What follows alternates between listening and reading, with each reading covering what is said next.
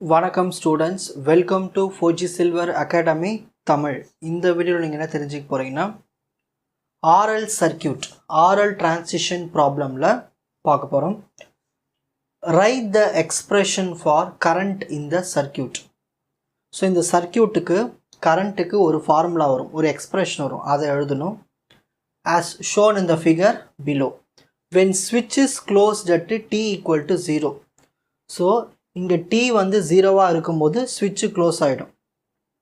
Also determine the voltage across resistor and inductor. இதுதான் வந்து resistor, இதுதான் வந்து இண்டக்டர். ஸோ இதில் எவ்வளோ வோல்டேஜ் போகுது, இதில் எவ்வளோ வோல்டேஜ் போகுதுன்னு கண்டுபிடிக்கணும். நம்மளுக்கு ஏற்கனவே ஒரு வோல்டேஜ் சோர்ஸும் கொடுத்துட்டாங்க, ஓகேங்களா. ஸோ அப்போ இந்த t equal to 0 அப்போ தான் ஸ்விட்ச் க்ளோஸ் ஆகிட்டு கரண்ட்டு உள்ளே போகுது. ஸோ அப்படி கரண்ட் உள்ளே போகும்போது இந்த ரெசிஸ்டாரில் எவ்வளவு வோல்டேஜ் இருக்குது, இந்த இண்டக்டாரில் எவ்வளோ வோல்டேஜ் இருக்குதுன்னு கண்டுபிடிச்சி சொல்லணும். இதில் ரொம்ப சிம்பிளாக இருக்கும் ப்ராப்ளம். 8 ஸ்டெப்ஸ் தான் வரப்போகுது. ஸ்டெப் 1 நம்ம வந்து டிஸ்கிரிப்ஷன் எழுதணும். இப்போது டைம் t equal to 0 வரும்போது தான் ஸ்விட்சு க்ளோஸ் ஆகுதுன்னு சொல்கிறாங்க. அப்போ அதுக்கு முன்னால் ஸ்விட்ச் ஓப்பனாக தானே இருக்குது. அப்போது t equal to 0 மைனஸ்னால் 0க்கு முன்னாலன்னு அர்த்தம். ஸோ 0க்கு முன்னால் ஸ்விட்ச் வந்து ஓப்பனில் இருக்குது. இந்த கே தான் வந்து ஸ்விட்ச், ஓகேங்களா. இந்த ஸ்விட்ச் வந்து ஓப்பனில் இருக்குது. ஸோ அப்போ வந்து கரண்ட் வந்து 0வாக இருக்குதுன்னு சொல்கிறாங்க, ஓகேங்களா. கரண்ட் எப்போ ஃப்ளோ ஆகுது, இந்த t equal to 0 வரும்போது தான் இந்த ஸ்விட்ச் அப்படியே க்ளோஸ் ஆகிட்டு கரண்ட்டு போகுது. அப்போ அதுக்கு வரைக்கும் கரண்ட் இல்லை, அப்போது 0ல் தானே இருக்குது, அதை நம்ம சொல்லணும். அப்போது t equal to 0 மைனஸ் இந்த 0க்கு முன் வேல்யூஸ் முன்னாடி நம்மளுக்கு ஸ்விட்ச் ஓப்பனாக தான் இருக்குது, அதனால் கரண்ட்டு அந்த ஸ்விட்சில் போகல. அப்போது current of the 0 minus equal to 0, ஓகேங்களா.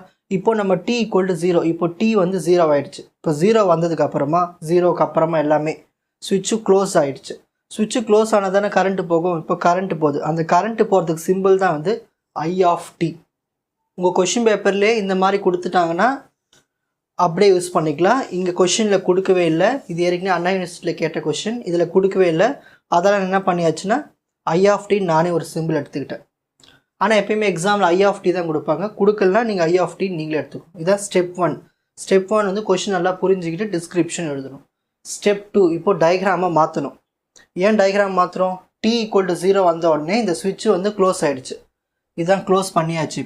இப்போ க்ளோஸ் பண்ணதுக்கப்புறமா இதுக்குள்ளே கரண்ட்டு ஃப்ளோ ஆகுது. இந்த சர்க்கியூட்டுக்குள்ளே கரண்ட்டு ஃப்ளோ ஆகுது. கரண்ட்டுக்கு என்ன சிம்பிள், I of tன்னு எடுத்துக்கிட்டேன். இப்போ டேரெக்ஷன் பார்க்கணும். கொஷினில் சில டைம் டேரெக்ஷன் அவங்களே கொடுத்துருவாங்க, கொடுக்காத பட்சத்தில் நம்ம போட்டுக்கலாம் டேரெக்ஷன். இப்போ இதான ப்ளஸ்ஸு, இதான மைனஸு, இந்த ப்ளஸ் பக்கம் போகிற மாதிரி டேரெக்ஷன் கொடுங்க, +2 மைனஸ். அவங்க கொடுத்துட்டாங்கன்னா அப்படியே வச்சு யூஸ் பண்ணிக்கலாம், கொடுக்கலான்னு நம்ம தான் வரைஞ்சி எழுதணும். So step 2 redraw the diagram. என்ன, இந்த ஸ்விட்சை க்ளோஸ் பண்ணிவிட்டு எழுதணும்.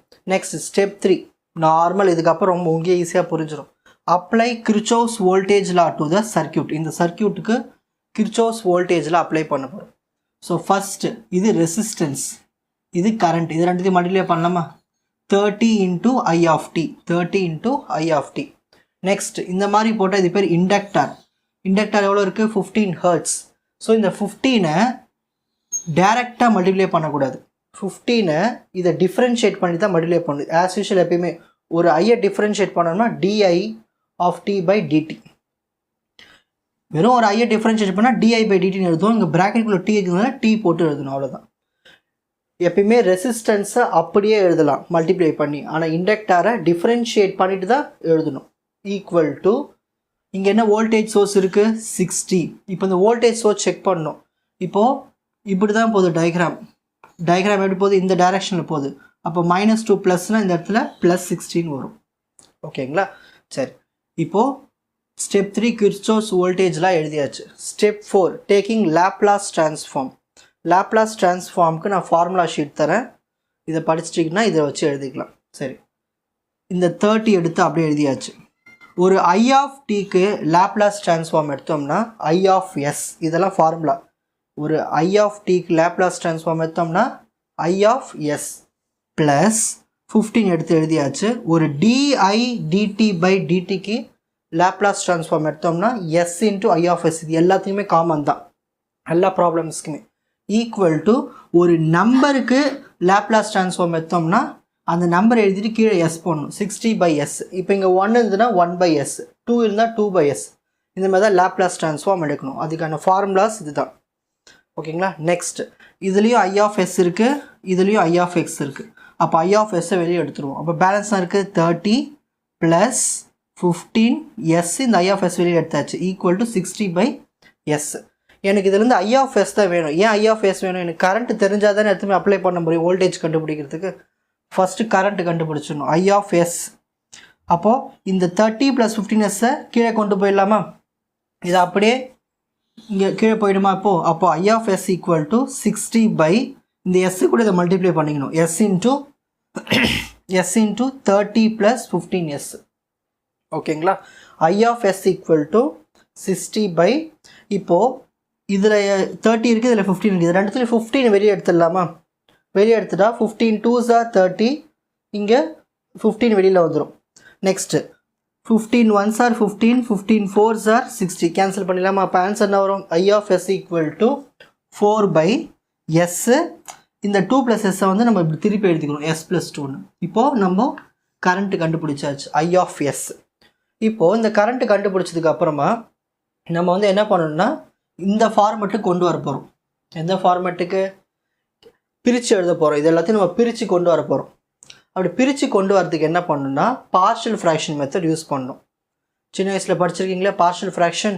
ஸோ அதுதான். So I of s equal to இந்த I of s equal to இங்கே என்ன இருக்குது? இங்கே டினாமினேட்டரில் எஸ் இருக்குது, s + 2 இருக்குது. இதை நான் ரெண்டாக பிரிச்சுக்கிறேன். a/s + b/s + 2ன்னு பிரிச்சுக்கிறேன். பிரிச்சுட்டு ஐ ஆஃப் எஸ் ஏற்கனவே ஐ ஆஃப் எஸ்க்கு என்ன இருக்குது அதை எடுத்து அப்படிங்க எழுதுங்க. Equal to cross multiplication a × s + 2 b × s divided by s × s + 2. இப்போ மல்டிப்ளை பண்ணிச்சா கிராஸ் மல்டிப்ளிகேஷன். இந்த s × s + 2வும் இந்த s × s + 2வும் கேன்சல். இப்போ பேலன்ஸ்னால் இருக்கும் 4 equal to a × s + 2 + b × s. இப்போ நான் வந்து a வேல்யூ கண்டுபிடிக்கணும், b வேல்யூ கண்டுபிடிக்கணும். அப்போ அதுக்கு எதனா ஒன்று 0 ஆக்கணும். நான் ஃபஸ்ட்டு இந்த எஸ்ஸுக்கு -2 எடுத்துக்கிறேன். -2 போட்டால் -2 + 2 என்ன ஆகிடும்? 0 ஆகிடும். அப்போ a ஃபுல்லாக 0 ஆகிடும் நம்மளுக்கு. அப்போ 4 ஈக்குவல் டு b × எஸ்ஸுக்கு என்ன பண்ணணும்? -2. அப்போது 2 1s are 2 2s are minus. So b equal to -2. So பின்னுடைய ஆன்சர் என்ன வந்திருக்கு? -2ன்னு வந்திருக்கு. Next put s equal to 0. நான் இந்த எஸ்ஸுக்கு 0 போட்டேன்னா b போயிடுமா? அப்போ a மட்டும் தானே கிடைக்கும். அப்போது 4 ஈக்குவல் டு a × எஸ்ஸுக்கு 0 போடுறேன். 0 + 2 2. இங்கே எஸ்ஸுக்கு 0 போட்டாச்சு. இது ஃபுல்லாக போயிடும் அப்படியே. So 2 1s are 2 2s are. அப்போ என்ன ஒரு ஆன்சரு? a ஈக்குவல் டு 2ன்னு வரும். ஸோ a வேல்யூ கண்டுபிடிச்சாச்சு, b வேல்யூ கண்டுபிடிச்சாச்சு. இது எடுத்துகிட்டு போய் இந்த ஃபார்முலாவில் சப்ஸ்டியூட் பண்ணணும். அப்போது ஐ ஆஃப் எஸ் ஈக்குவல் டு ஏக்கு என்ன போடணும்? 2. ஸோ 2/s ப்ளஸ் பிக்கு என்ன போடணும்? -2. So -2/s + 2 plus into minus என்ன ஆகிடும்? மைனஸ். ஸோ நம்ம வந்து ஐ ஆஃப் எஸ்ஸை ஒரு நார்மல் ஃபார்மெட்டு கொண்டு வந்தாச்சு. இப்போ ஸ்டெப் 6 லாப்லாஸ் எடுத்தோடனே அதுக்கு திரும்ப ரிவர்ஸில் இன்வர்ஸ் லாப்லாஸ் எடுக்க போகிறோம். இதுக்கு ஃபார்முலா இருக்குது. ஒரு இங்கே இருக்க எழுதிப்போம். ஒரு ஐ ஆஃப் டி நம்ம என்ன எழுதணும்? ஐ ஆஃப் எஸ்ன்னு எழுதணும். அப்போ ஐ ஆஃப் எஸ் என்னவா எழுதலாம்? ஐ ஆஃப் டியாக எழுதலாம்.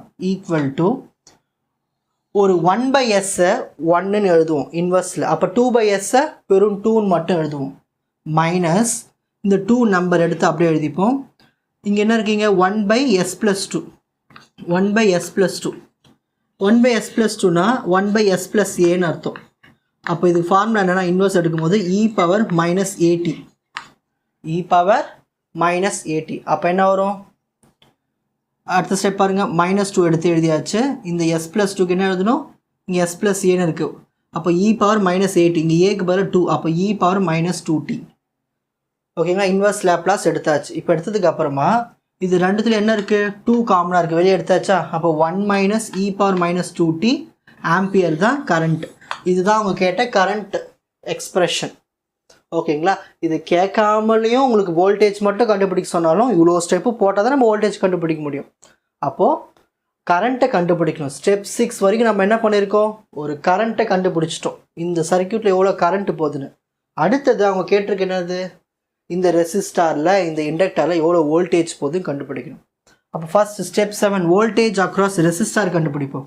நார்மலாக ஹோம்ஸ் லா ஃபார்முலா தான். V = current into resistance IR னு சொல்லுவோம் இல்லையா இங்க I நம்ம என்னவா எடுத்துக்கிறோம் I of t னு எடுத்துக்கிறோம் into resistance I of t கண்டுபிடிச்சது இங்க எழுதிக்கங்க into resistance இதுல எவ்வளவு resistance இருக்கு क्वेश्चनல கொடுத்திருக்காங்க 30 ohm சோ இந்த இடத்துல 30 so 2 into 30 60 அவ்வளவு முடிஞ்சு போச்சு மிச்சத்தை எடுத்து அப்படியே எழுதிட்டா voltage across resistor கண்டுபிடிச்சாச்சு next voltage across inductor கண்டுபிடிக்கணும் so voltage equal to inductor ஏற்கனவே சொல்லிருக்கேன் நம்ம எப்படி எழுதணும் அத di of t by dt வச்சு தான் எழுதணும் டைரக்டா எழுத கூடாது into l l னா inductor di of t by dt அதாவது நம்ம கண்டுபிடிச்ச கரண்ட் இந்த I of t யை டிஃபரன்ஷியேட் பண்ணிட்டு எழுதணும் இந்த I of t இத டிஃபரன்ஷியேட் பண்றதுக்கு பதிலா இத டிஃபரன்ஷியேட் பண்ணா ஈஸியா இருக்கும் ஒரு 2 ஐ டிஃபரன்ஷியேட் பண்ணா 0 மைனஸ் இந்த 2 கான்ஸ்டன்ட் எடுத்து அப்படியே எழுதிப்போம் 2 ஒரு e power minus 2t ஐ டிஃபரன்ஷியேட் பண்ணா same e power minus 2t வரும் இந்த t க்கு மேல இருக்கிற கோஎஃபிஷியன்ட் -2 எடுத்து மல்டிப்ளை பண்ணிக்கணும் நெக்ஸ்ட் into L இண்டக்டர் எவ்வளவு இருக்கு சர்க்யூட்ல 15 ஹெர்ட்ஸ் சோ அந்த 15 ஐ மல்டிப்ளை பண்ணனும் இப்போ மல்டிப்ளை பண்றேன் பாருங்க இங்க ஒரு -2 இருக்கு இங்க ஒரு -2 இருக்கு -2 into -2 +4 into 15 60 balance e power -2t எடுத்து எழுதிட்டா முடிஞ்சு போச்சு எல்லாத்துக்கும் யூனிட் எழுதணும் அப்பதான் ஃபுல் மார்க் கொடுப்பாங்க சோ இவ்வளவுதான் வந்து ஒரு சர்க்யூட் கொடுத்துட்டாங்கன்னா முதல்ல இந்த क्वेश्चन வந்து இது RL சர்க்யூட்டா இல்ல RC சர்க்யூட்டா எப்படி கண்டுபிடிக்கலாம்னா உங்க சர்க்யூட்ல ரெசிஸ்டன்ஸ் இண்டக்டர் கொடுத்தாங்கன்னா இது RL சர்க்யூட்னு அர்த்தம் சோ RL டிரான்சிஷன் ப்ராப்ளம் இன்னொன்னு இந்த ஸ்விட்ச் க்ளோஸ்னு ஒரு வார்த்தை கொடுப்பாங்க இதெல்லாம் கொடுத்துட்டாங்கன்னா இந்த மாடல் தான் ப்ராப்ளமே ஓகேங்களா ரொம்ப சிம்பிள் லாப்லாஸ் ஃபார்முலால படிச்சு வச்சுக்கோங்க இந்த சப்ஜெக்ட்னுடைய மற்ற வீடியோஸ்களை குறிப்பிட்ட பிளேலிஸ்டில் பார்த்து பயனடையுமாறு கேட்டுக்கொள்கிறேன் 4G Silver Academy Strength Success Clarity வணக்கம்